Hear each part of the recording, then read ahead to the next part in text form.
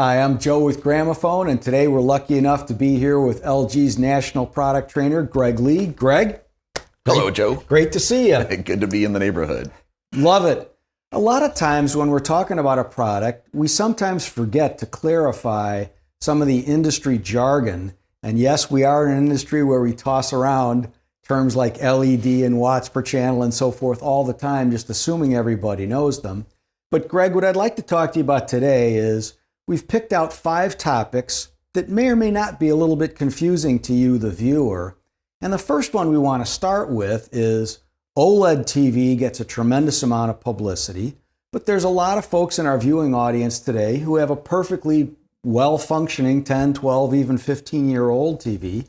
Can we just explain what is the advantage of an OLED TV versus a either lesser expensive or maybe an older non-OLED TV? Absolutely, Joe. Now, what we've done is we've put up a scene that is mostly black with little bubbles that are lit up on the screen. Now, where OLED really gained notoriety is that when you have a bright image, that's fine, but it was really being able to create dark in the image, a true black, sort of that deep reference that if I have true black, it makes everything else more vibrant and vivid and really stand out.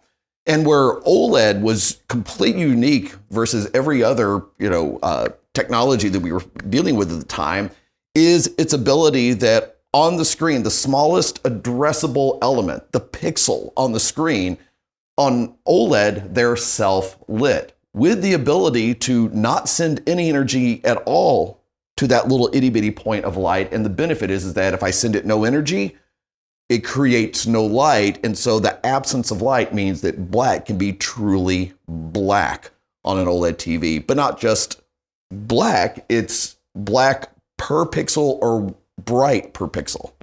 And to get colors that truly pop, you have to have true black, because if you've got light, as you say, Greg, bleeding over, correct, then you can't get colors, blues that really look blue and reds that are really true red.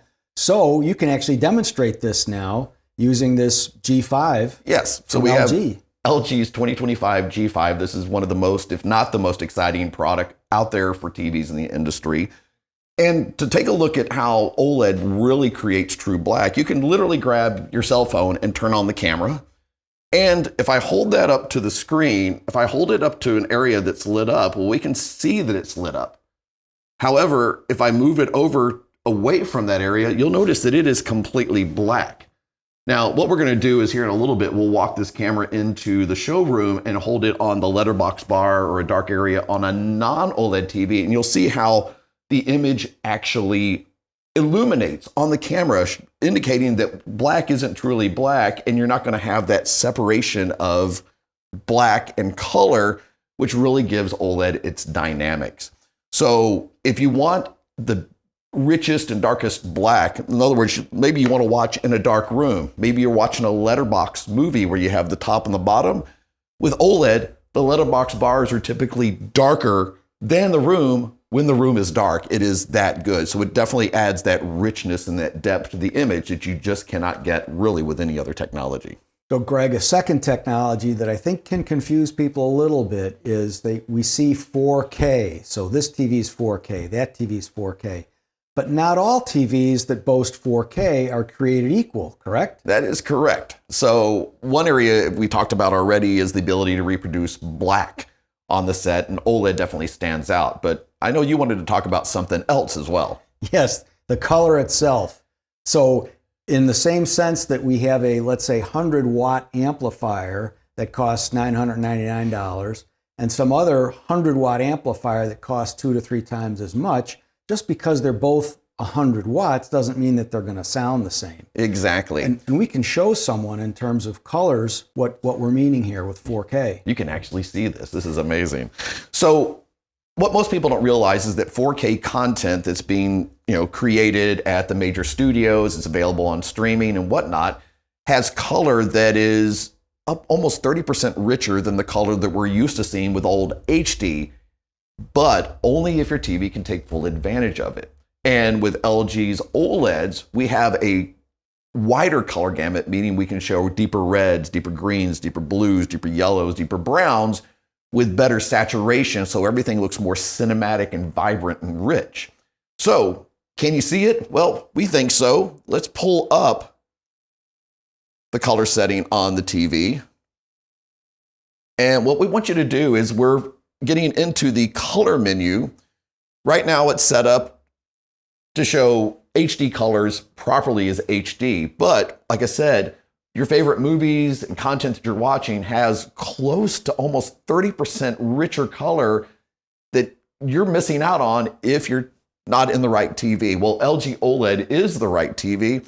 And I'm going to switch it to where we can actually see those colors with their more vibrant fidelity. So we're going to touch this in 3, 2, 1. Watch to see if the difference on these two lines is visible. 3, 2, 1. Boom. Boy. Yeah, it's much richer.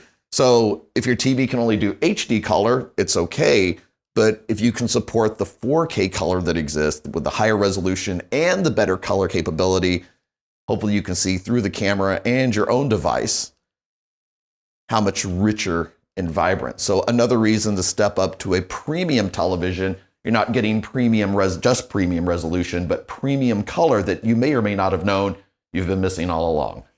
And if you weren't really able to see that clearly translated through our camera and then our processing and uploaded to YouTube and then on your maybe 8-inch tablet or whatever you're watching, you really want to come and see this in person, because especially, Greg, I noticed in the red and green, it was immediately apparent when you switched. Yeah, so this way with OLED and LG, you're seeing movies with the same color fidelity that they were made to be seen with. Without it, you may or may not get the full color capability. A third term that we toss around a lot, Greg, is dynamic tone mapping. And again, we're relative to maybe 20 years ago doing a lot fewer of those dedicated theater rooms where you've got a totally darkened environment. Right. More and more so people are putting these things in living rooms and great rooms where there is brightness. So maybe you can take us through a little bit the benefits of dynamic tone mapping. Yeah, well, tone mapping became important when we had high dynamic range become available in the market, and then TVs that weren't able to fully take advantage of it, that the signal was actually too bright. Problem is that you take really bright clouds in an outdoor scene, and I want to make sure that the TV can display them properly, so we would squeeze them down, meaning that everything got darker.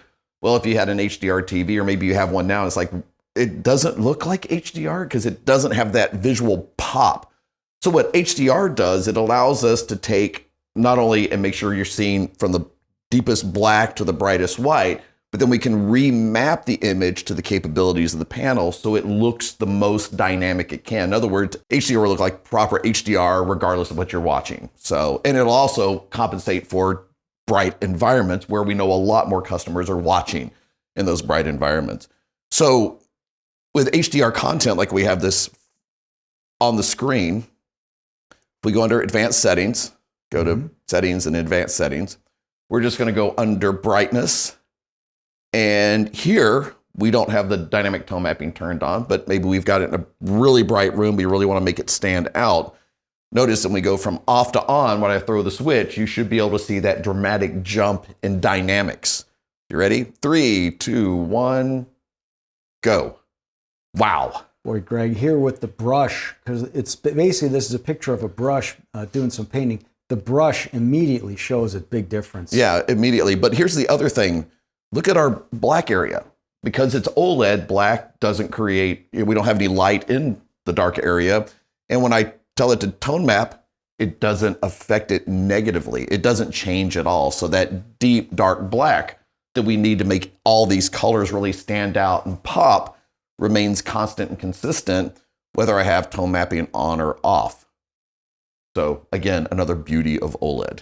So dynamic tone mapping can really give you a picture that all across the screen has real pop to it without making sacrifices in terms of black level. So a fourth topic to address, Greg, OLED doesn't just mean OLED. There are differences. And in fact, you guys have been at it for 12 years. Yours have gotten a lot better over time. Right. Can you explain a little bit about how? Yeah, well, multiple things have happened over the 12 years that we've developed OLED, and they just keep getting better, bigger, brighter. I mean, all the above. I mean, you can get an LG OLED TV-wise in 42-inch all the way up to 97-inch. G5 series, we have our all the way, 83-inch. Looks amazing. Here we're showing a 65.